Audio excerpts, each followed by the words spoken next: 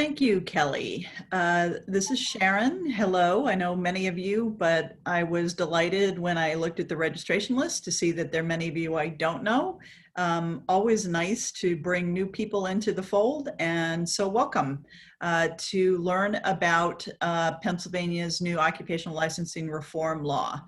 I guess the key word that may be missing from the title, just to be clear what this is about in case it's not, is the word criminal, criminal record, because that essentially is what has been reformed in our occupational licensing reform laws.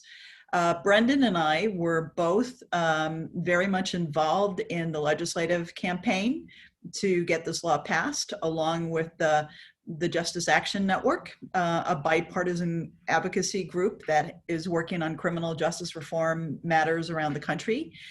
So we have some insight into what this law is supposed to mean.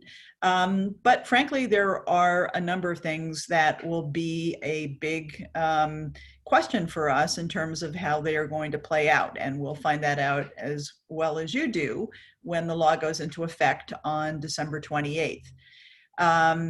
So with no further ado, let's turn to the overview of what this occupational licensing reform is all about. To start with, the formal name of this law is Act 53. So you can sometimes hear it called that. I personally end up finding Act this and that confusing, and occupational licensing reform works better for me. But Act 53 is the formal name. It had been Senate Bill 637. So if you wanted to look at the text of the law, given that I don't think it's codified yet because it hasn't gone into effect, Senate Bill 637 from the legislature's website is what you would pull up. Let me just give you a little bit of a warning about that. If you choose to look at the bill, most of the provisions that we're talking about today start on page 34 of the bill, because the legislature ended up wanting to do some cleanup work in codifying the law on issues having nothing to do with criminal records. They didn't really change anything, but they codified it.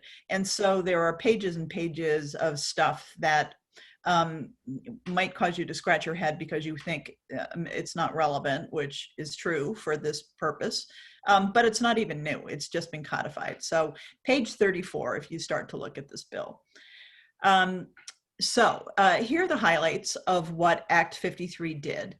Our goal when we were working on this legislation was to figure out a way that we could broadly reform criminal record consideration in all of the licensed professions in Pennsylvania.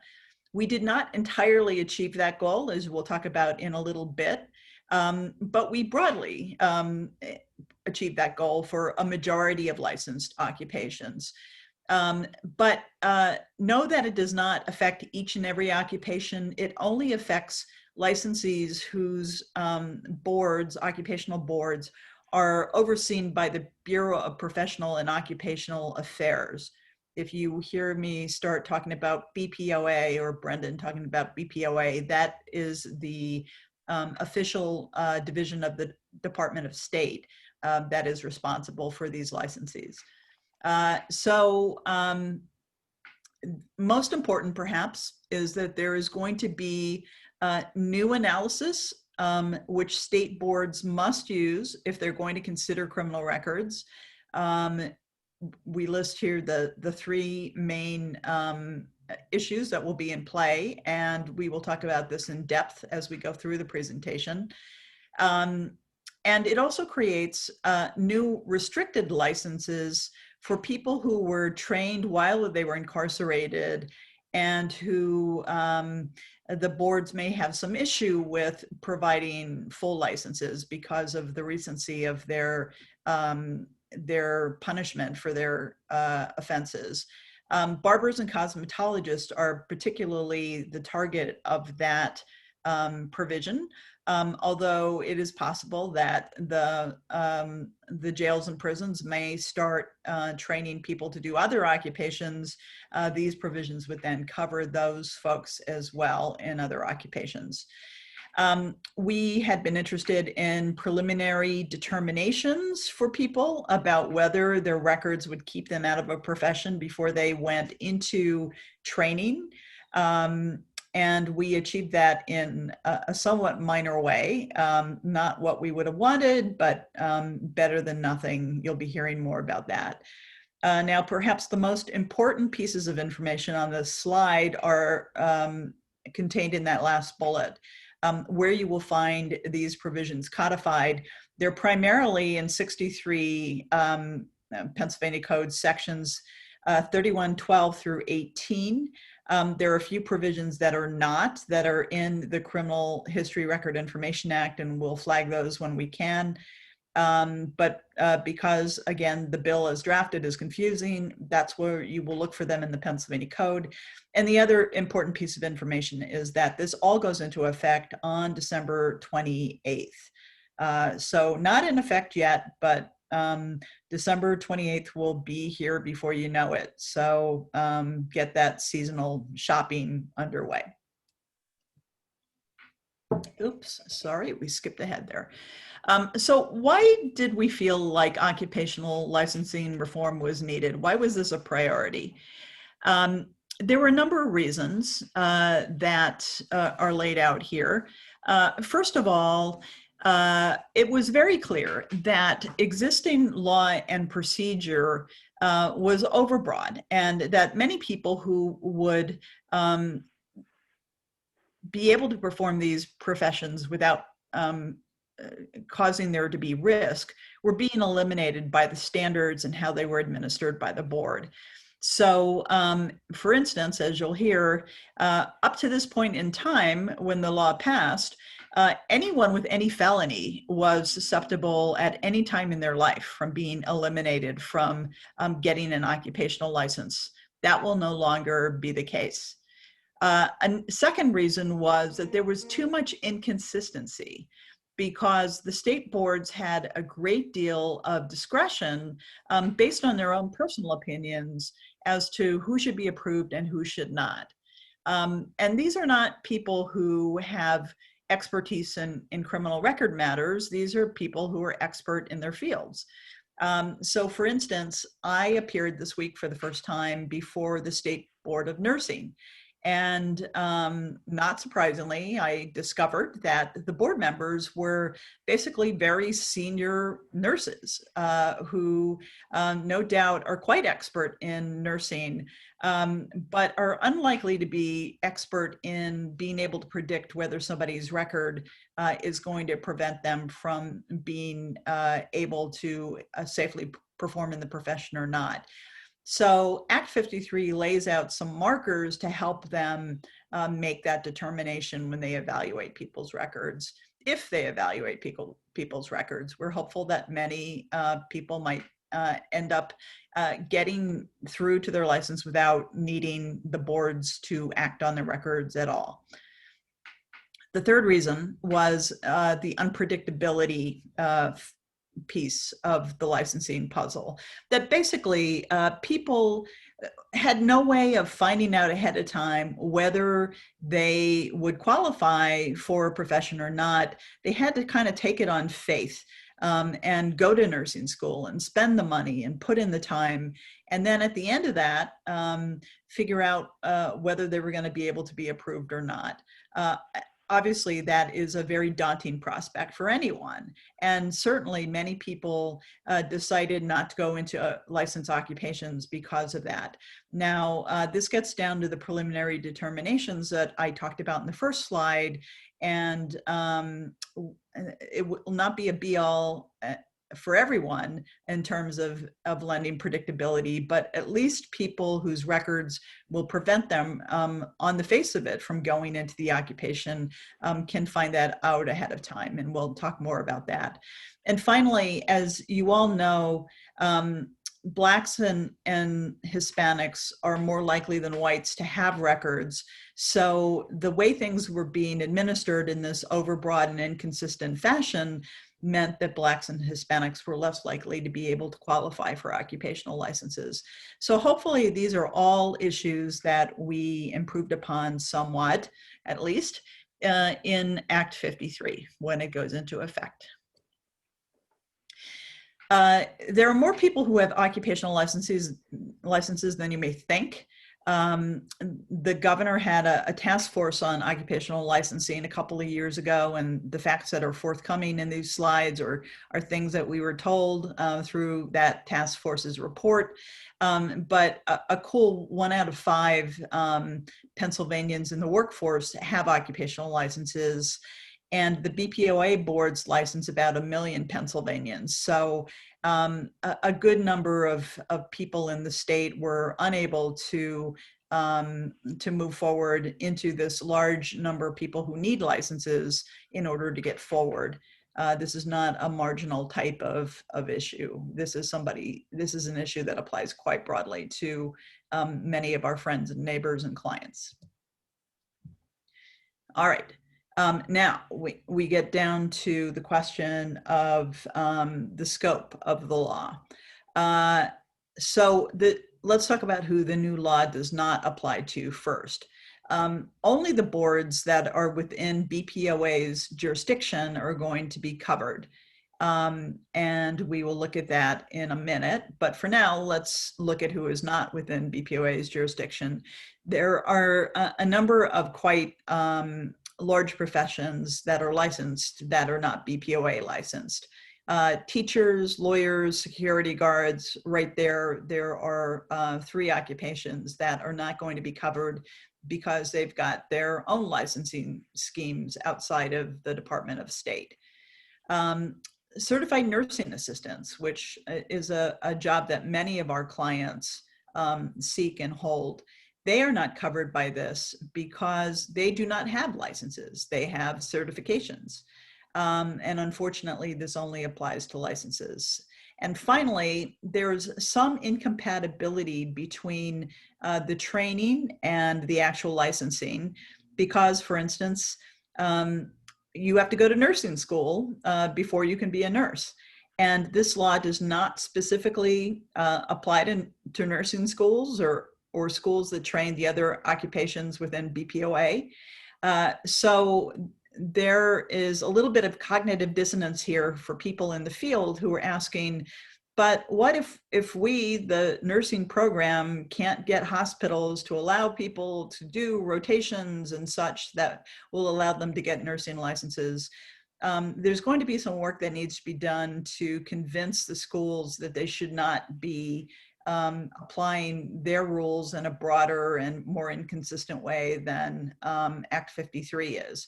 But the law does not specifically apply to the schools. So that's the bad news right here. Now let's look at the better news. Okay, who is covered? According to the governor's task force, these are the top 6 boards that license people in Pennsylvania. And as you'll see, the nursing board is way out in front of any other occupation. So it's good news for our clients that the nursing board will be subject to this new law. Medicine, maybe not so much. I guess there are some people who are licensed by the Board of Medicine that might be covered, but certainly we're not representing a bunch of doctors. However, we are representing a bunch of cosmetologists, the 3rd largest board in terms of number of people licensed. And occasionally, at least at CLS, we see clients who are interested in going into real estate. And engineers and pharmacists round out the group.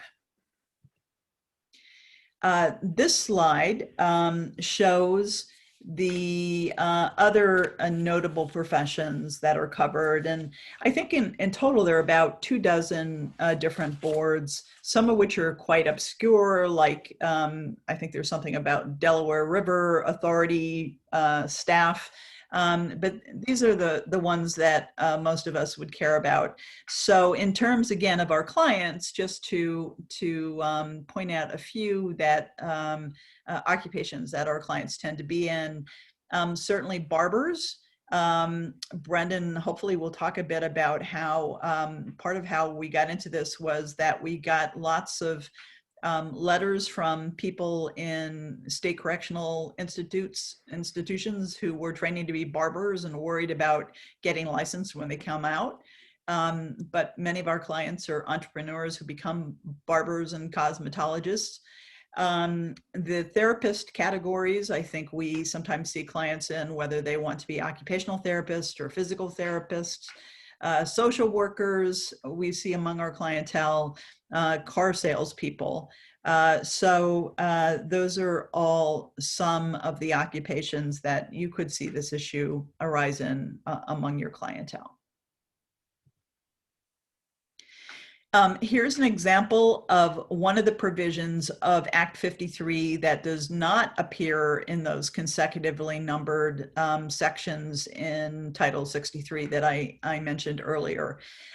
In the Criminal History Record Information Act, which is Title 18, Section 9124A1, you will find authority for the proposition that this doesn't apply simply to new licenses that people are seeking, but it would also apply potentially if there was an idea that a board had to suspend someone's license or revoke it or place other limitations on it. So this is meant to apply broadly to the consideration of criminal records by the boards for whatever type of action they would be interested in taking against an individual.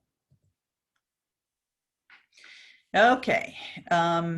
Here's the part where we talk about what the law has been and what it is now going to be. And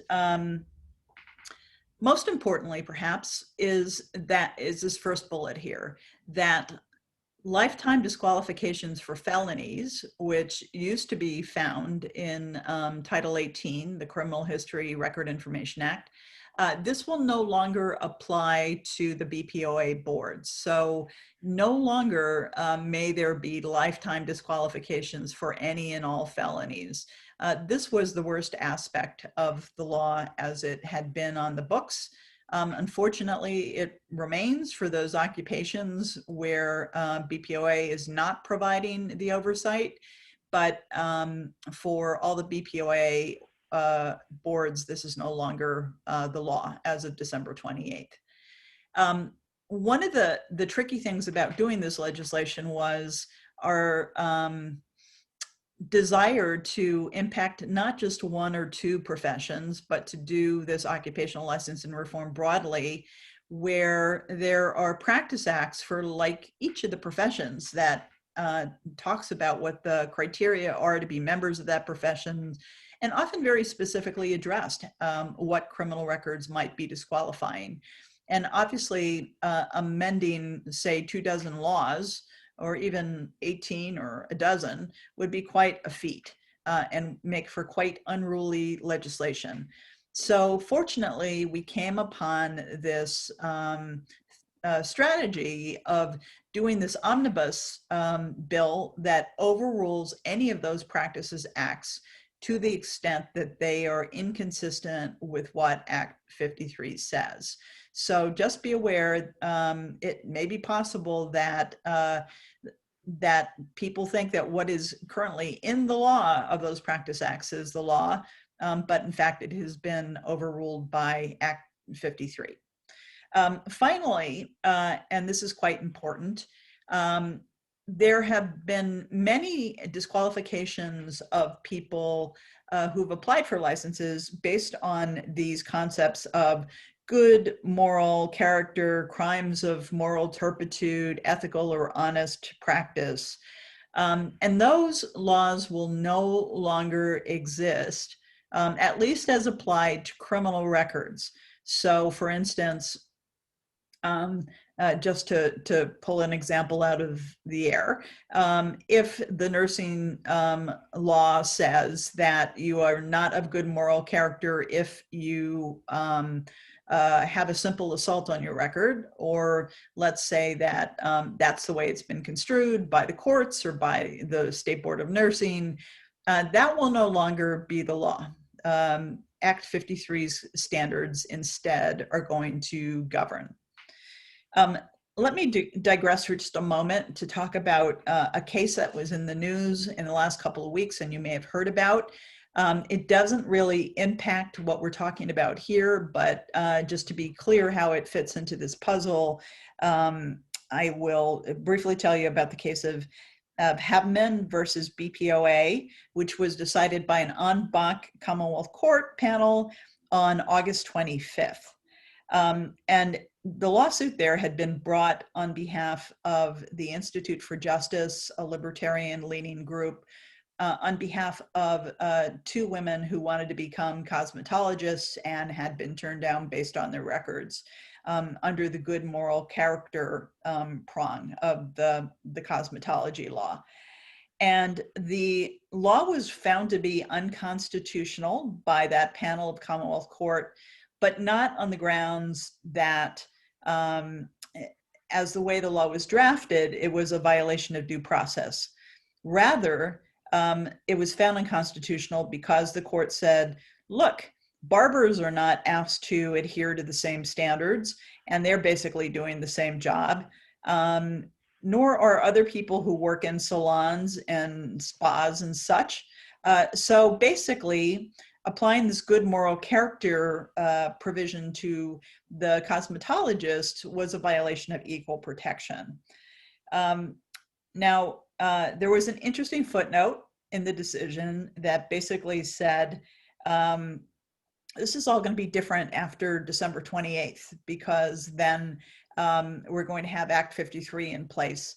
And at that point, it may be, we don't want to speculate, said the court, but it may well be that none of this applies anymore because Act 53 supersedes it. And they also noted that perhaps after Act 53, the concept of good moral character would survive, but not for criminal records. So I suppose that the board might say that your membership in a hate group, for instance, might show that you lack good moral character, and that would be a permitted basis to decline a license, but not because you had an old theft conviction on your record. So in case you heard about the Haveman decision, which got a certain amount of publicity, that's how it fits into this whole thing. I think because it was drawn so narrowly into the equal protection analysis, it's not going to have a great deal of impact on our practice going forward. It does show, though, that the Commonwealth Court is willing to look critically at these criminal record cases, and I think that's good for our clients. Okay, now getting into what Act 53 does. Here is the first really crucial concept. BPOA is supposed to publish a list of disqualifying criminal offenses for each of the occupations that it licenses. And that means they're supposed to figure out what offenses are directly related, and we'll get to that definition in a second, to the occupation. So no longer a broad category of disqualifications like all felonies. They have to specifically publish a list of things that they think are directly related. And they're to do that in consultation with the boards and with the employer community that licenses these professions. So for instance, I would imagine that hospitals and other trade groups might be asked to weigh in on what should be disqualifying under the nursing and medical board standards.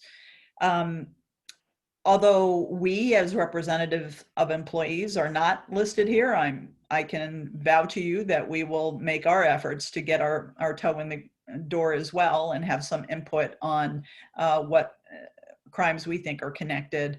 But it's all going to be a bit of a mystery until those lists are published on December 28th, which is when they are due to be published in the Pennsylvania Bulletin. There's no formal rulemaking at that time, but 2 years from that publication, there is to be formal rulemaking. The legislature was concerned because rulemaking can be quite onerous in Pennsylvania, that there be adequate time to make the final list. But they will require there to be public proposed regulations that are subject to public comment, and we certainly will have input on that, especially if we are not overjoyed with what they do when they make this first list this holiday season. These rules are supposed to be widely circulated in the public. They're supposed to be on websites. When you apply, you're supposed to get the list. So this is to bring some transparency as to what these boards think are offenses that are directly related. And these rules are to be used in all the contexts in which these boards act, whether it's for discipline or licensure or making one of these preliminary determinations. So December 28th is going to be a big deal, not only because it's the date that the new law goes into effect, but it's the date that we learn what those standards are for each of the occupations. Sharon, excuse me, this is Kelly. I'm sorry to interrupt, but Yep. For the attorneys on the session, if you are interested in the CLE credit for your participation, this is the first of 2 poll question boxes I will be launching during the session, and you must respond to both. So the box will be up for 2 minutes. Thanks, Sharon. Feel free to continue. Thank you, Kelly. Here is the definition. The legislature did try to make a specific definition of what directly related means. Brendan and I, especially Brendan, talked through some of these concepts until we thought we could talk about them no more. So here's specifically what the law says the concept of directly related is, and what the BPOA should be looking at as they come up with their list that they're publishing for December 28th. Oops. Okay. All right. This is my last slide that I'm going to talk to you about before I turn things over to Brendan.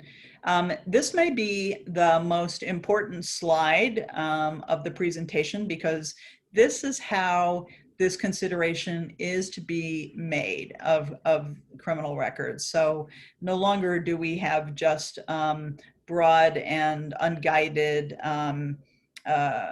consideration by the boards. This is the analysis they are supposed to follow. It allows for the applicants or the employees who are trying not to lose their licenses to have extensive input into the process.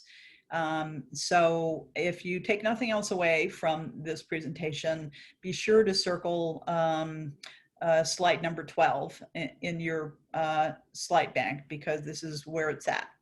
So the first stage of a 2-stage process is that you look to see whether an offense that's on somebody's record is on the published list as being directly related to the occupation that they are seeking to work in. Again, the list is going to decide whether it's directly related or not.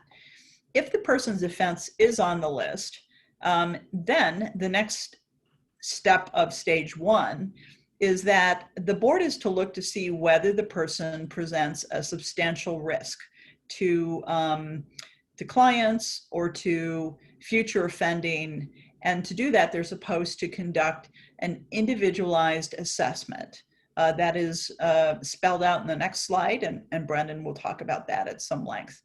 It's a rebuttable presumption that the person poses a substantial risk because their offense is on the published list. But when the individual puts forward their own case of individualized assessment and presents evidence of rehabilitation, that is where they can rebut the idea that they should not be licensed, even though they are on the published list. there will be lots of different types of things that they can speak to in their own behalf. Stage number 2 is a much more specific type of analysis.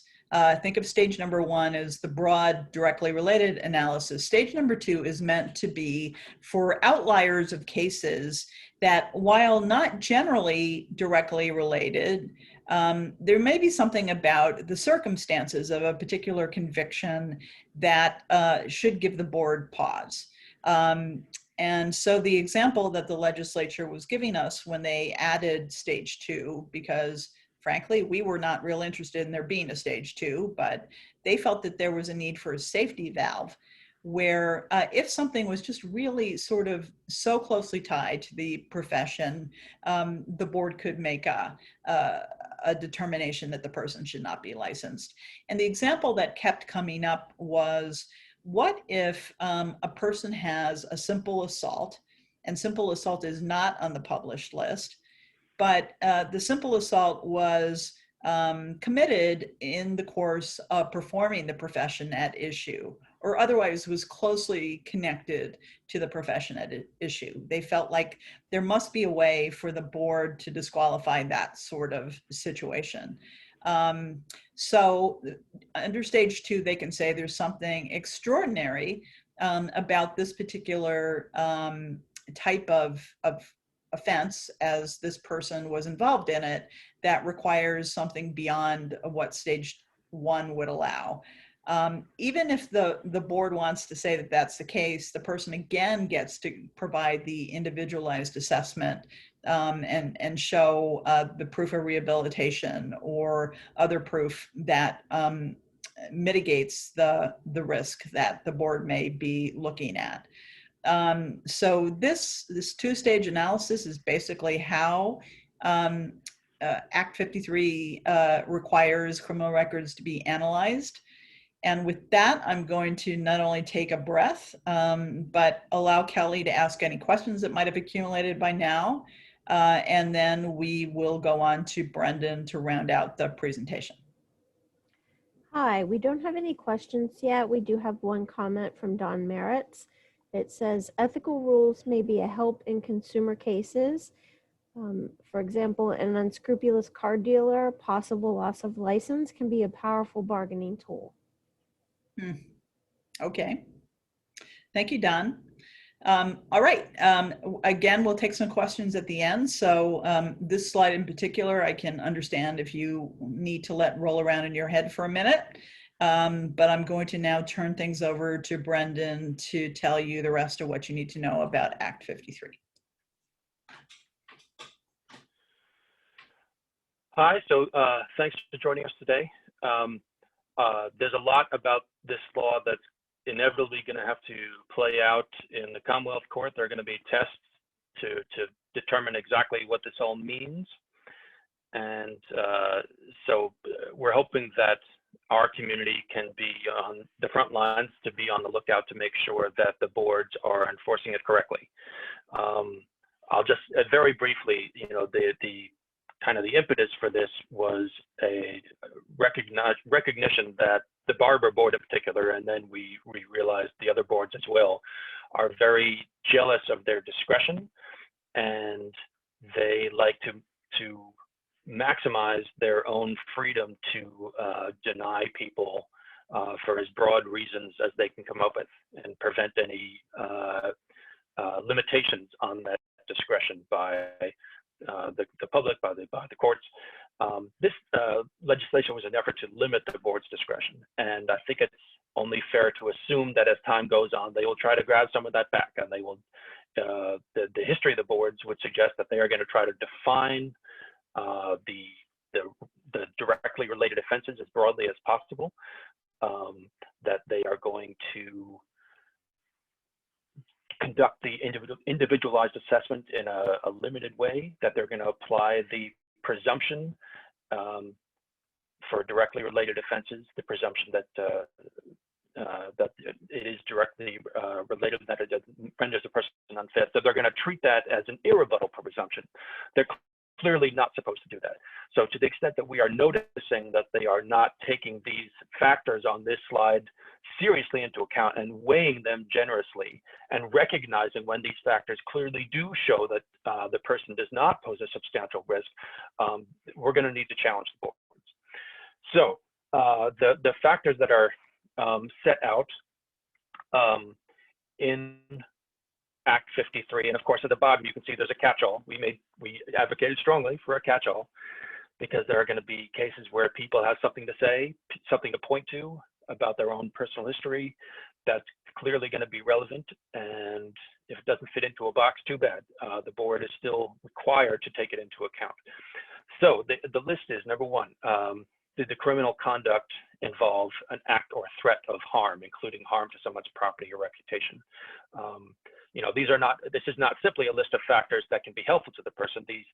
The legislature wanted this to be factors that in some circumstances could weigh against the person. So the fact that number one mentions whether that the board is directed to consider whether it involves an act or a threat of harm suggests that it's at least a small point in the applicant's favor if it didn't involve an act or threat of harm. But of course, if it did, that will weigh against them.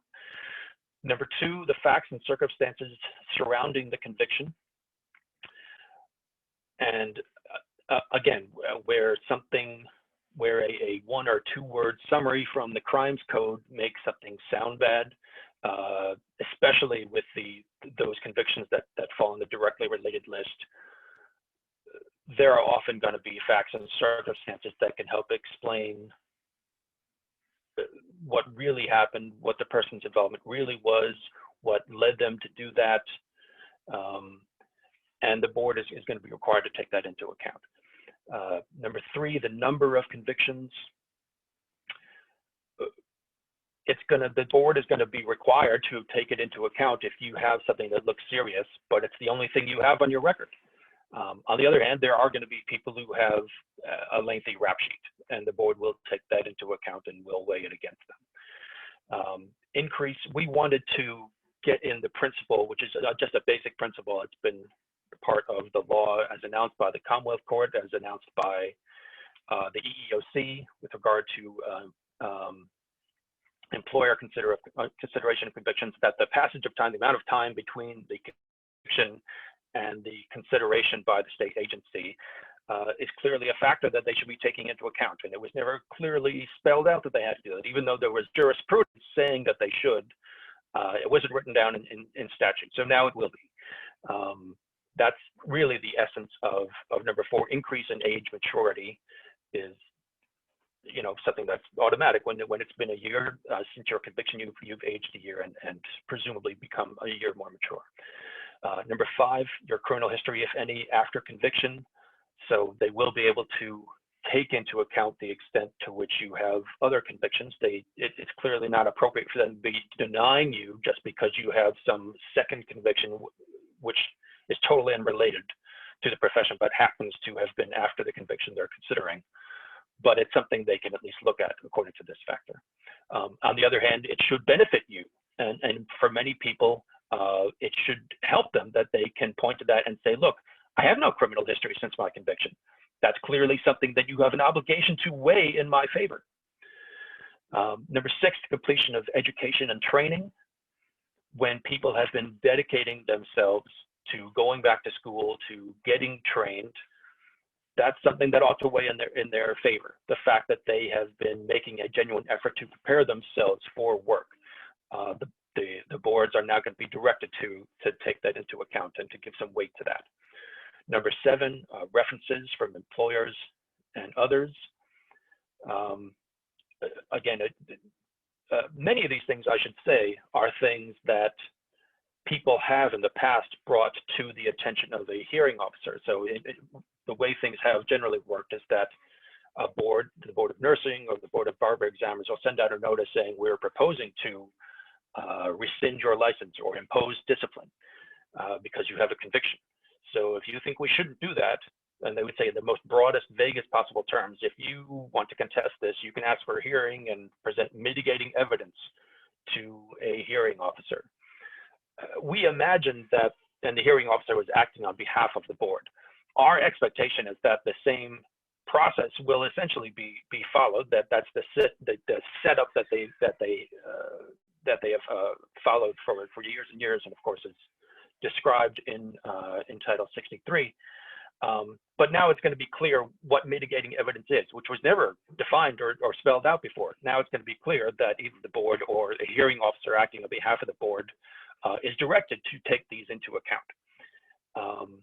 And we're also hopeful, and we expect that people who are approaching a hearing, people who request a hearing and are given one, will have every opportunity to know in advance, here are the kinds of things you can tell us. We expect that this list of what you can present, what you should present, what the board must consider will be widely available. And we anticipate that people will be informed about it. So getting back to list number 7 is references from employers or others. Number 8 is examples of personal rehabilitation. That's not further defined. That's a pretty broad, vague category. We expect that people will be able to present evidence of anything that feels relevant to them, and the board will be able to decide for itself whether it's relevant. But they will certainly be advised that they can present it, and they'll have every opportunity to present it. There may be specific stuff that people can point to when someone's had a DUI and they've gone through driver education courses, and they've the courts often like to see that people have gone through Alcoholics Anonymous or that type of thing. Certainly you can point to formal markers like that, but it's intentionally not limited to formal markers. It can be anything at all that demonstrates evidence of something that the court or the board or the hearing officer might consider rehabilitation. Number 9, if you meet other licensing requirements, especially in other states or perhaps for some other profession, that's evidence that you have dedicated yourself to becoming licensed in that field, and that takes some effort, and it involves necessarily some sort of review by some other government agency. So when some other government agency has given their approbation, this current board is directed to take them into account and give it at least some weight. Number 10, was there any criminal history while engaged in the occupation? Again, this may count against some people. In the example that Sharon mentioned, if you committed simple assault, and simple assault is not on the list, but the assault that you committed was against one of your clients, that's going to weigh against you. If you have no criminal history while engaged in the occupation, if everything you did was totally separate and removed from the work of the profession, that ought to count in your favor, and that should be a factor that the board should take into account. And then finally, in 11, there's a catch-all, and people can present whatever they think is relevant to their case for licensure. So there are some carve-outs. We wanted it to be the case that there would be no automatic bans, but there is still in the law a very limited automatic ban for healthcare practitioners if they are convicted of a sexual offense. There is, in effect, a lifetime ban. Now, this only applies to people who are covered by Act 53. So, as we mentioned, CNAs are not covered. Healthcare practitioners are people who hold a license or certificate or registration, and under Act 53, that would be one of the BPOA boards. So this would not cover CNAs, as I interpreted, and it also would not cover home health aides. And that's some of the most common clients that we see in our practice are CNAs and home health aides. So they should not be affected by this lifetime ban. The sexual offenses are not every possible sexual offense. They are enumerated in the Act. They do not include prostitution. They do include promoting prostitution, and in my experience, prosecutors sometimes tag that on to people who are really just engaged in regular prostitution.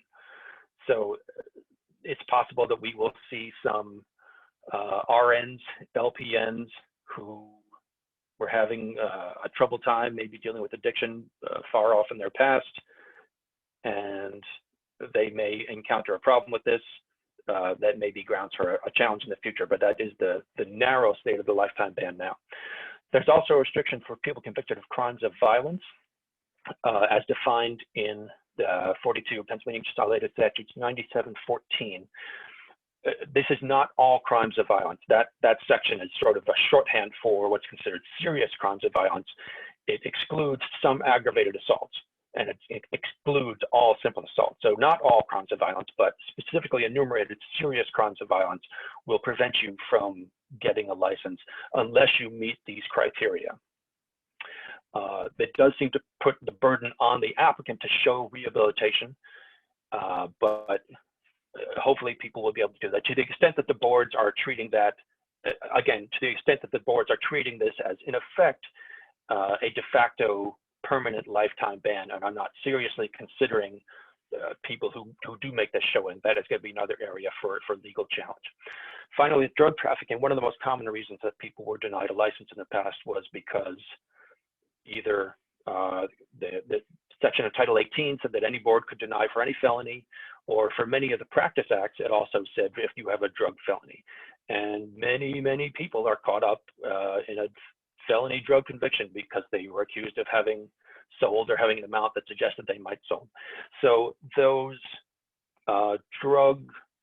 felony drug bans of the practice acts are now limited to what's supposed to indicate true drug trafficking and not someone who sold a very small amount of drugs.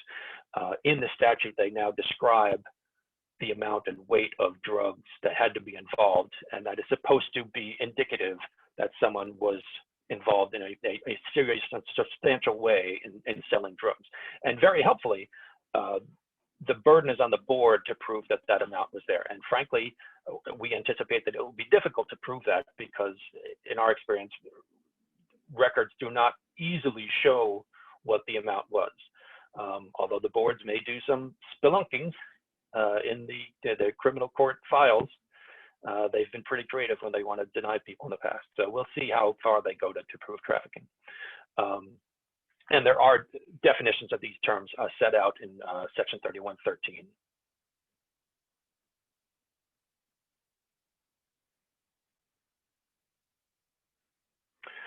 So the restricted licenses, this is in effect the save taxpayer dollars section. It was pointed out that many people trained to be barbers and cosmetologists at taxpayer expense while incarcerated in state correctional institutions. And so the state stuck this section in saying, okay, even if people would be prevented from being licensed as a barber or a cosmetologist by the other operations of this act, they have a directly related offense, they are unable to show that, to convince us that they would not be a substantial risk. Even so, we spent all this money to train them. They dedicated themselves to doing the training. Here's what we'll do. We'll let those folks who otherwise still wouldn't be able to get it, they can still get a restricted license to practice for a brief period, essentially under supervision. And then after a set period, it doesn't say exactly how long it could be. I think the board has some freedom to set how long the restriction will last. We anticipate it would be 1 to 2 years. As long as they practiced without incident under supervision for a couple of years, they should be able to get a regular license. And as Sharon mentioned at the outset, there is also the possibility of restricted license for any other license that someone trains for while in a state correctional institution. The only ones that we know of currently are barbers and cosmetologists. But again, some state prison may start offering training in some other field that is regulated by a BPOA board. And if so, these same provisions would apply. So the preliminary determinations, this was meant to enhance people's certainty that they would be able to get a license so that they could know for sure whether it made sense to enroll in a training program, to take out a student loan, to devote their time and energy to training. The truth is that it's not going to be really possible for people to have absolute assurance from a preliminary determination that they won't be denied a license. And the reason for that is because of the second prong of the investigation, where the board will have the ability to look at the facts and circumstances of a conviction that was not directly related. So what the preliminary determination is limited to is simply a declaration that you do not have a conviction that is on the list of directly related offenses. We do think this will help some people. This will give some people some assurance. because many people are unclear of what's on their record, or they have trouble interpreting what's on their record. And the list of directly related offenses should be relatively widely spread, but some people will still be unclear exactly how their record matches up with that. And so we are anticipating this will help some people, but inevitably people who get this preliminary determination will still be subject to the possibility that the board will in the future go beyond the list of directly related offenses, look more in depth at their specific conviction, and possibly determine that they pose a substantial risk based on the facts and circumstances of the conviction. It will still be the case that people, even if they get whatever determination they get, they will retain the full ability to make a presentation to the board when they actually apply for licensure. And we'll have a full opportunity to show that they do not, in fact, really pose a substantial risk. A few other changes that the law, that Act 53 makes, it clarifies that licensing boards cannot use convictions that have been expunged or sealed as grounds to do adverse action, not just deny, but revoke a license. They are not BPOA boards, are not permitted to use juvenile adjudications, and also there is going to be a best practice guide for each individual board. There is supposed to be a layperson's guide to navigating the system when you have a record, and explaining in lay people's terms essentially what we've just been talking about. The best practice guide is supposed to include the list of directly related offenses. So again, the preliminary determination can explain that to you, but there is going to be a $45 fee. Some people will find it useful to pay that, but we're hoping that a lot of people will get the information they need and answer their questions just by referring to this best practice guide once it is available. And should also, we assume, set out the 11 factors. So as I was saying, how people should have a sense of what presentation they can make to the board in order to show that they do not pose a substantial risk. Those factors should be, and we assume will be, set out in these best practice guides, which should be widely available on the web and in other places, and hopefully in places where people go to pursue and explore the possibility of licensure, the community college, vocational classes, that kind of thing. And so the way this is going to be enforced is our expectation, based on the way the law currently is, and the changes that Act 53 makes and doesn't make, is that it will be enforced through the channels that it has been up to this point, which is that when people have a conviction and the board indicates it's considering denying or revoking a license or suspending, people will have the opportunity to go to a hearing to challenge that and make the individualized showing and the showing of the 11 factors to a hearing officer, who will make a recommendation to the board, which will make a final order. Where people disagree with that, they can appeal to the Commonwealth Court. And the Commonwealth Court has often, over the years, struck down the boards and found that they have gone too far and improperly exercised their discretion. So as I mentioned at the outset, I think that this community can be part of shaping the law in the future with appropriate appeals to Commonwealth Court.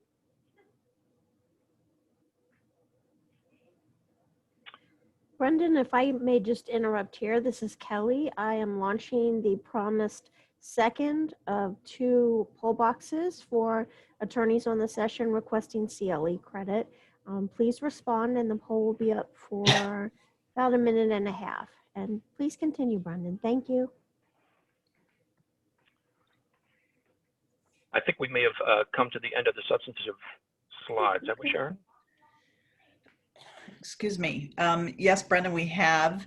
There's a question that I think fits neatly, excuse me, into the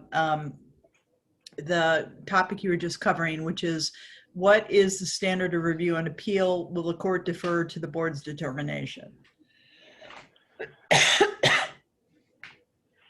So Act 53 does not change the standards of review that have been in place. Courts certainly have granted some deference to the board's determinations in the past, but it's not automatic. They don't just rubber stamp them. They regularly do review them and challenge them. And so the kinds of appeals that have been won in the past, they will be launched in the future, and they can be, won using the same standard of review in the future. And we're hoping that people in this community will do that. So that would be the familiar standards of unconstitutional, questions of law, substantial evidence, and findings of fact. If you find yourself in a position to potentially appeal to Commonwealth Court, please contact Brendan or me, and we would be happy to work with you on that. Other questions for us? If anyone has any other questions, if you would please type them into the chat box now. And I'm not seeing any other questions.